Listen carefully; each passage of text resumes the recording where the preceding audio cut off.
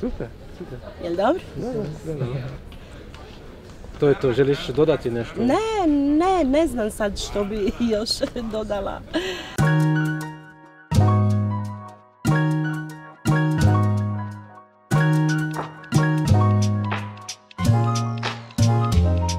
Ja sam upisala studij francuskog i italijanskog jezika zato što su mi se oduvijek sviđali strani jezici, a tijekom svog školovanja sam imala dobre nastavnike koji su me i potaknuli i nadahnuli na studij ova dva jezika.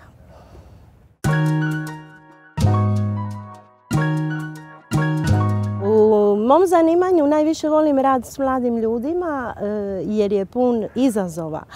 A opet isto tako i uspjeh mojih učenika mene uvijek veseli i dodatno me potiče na još više zalaganja i rada.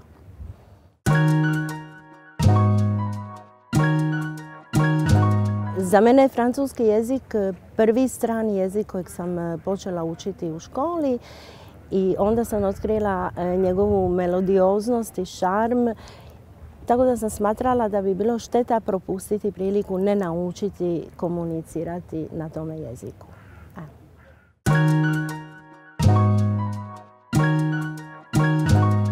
L'amour.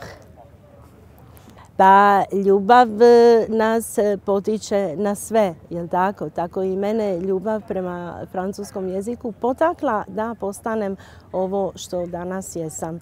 I inače, l'amour, ljubav pokreće cijeli svijet u pozitivnom smislu. A ja sam jedna pozitivna osoba i volim da su takvi moji učenici.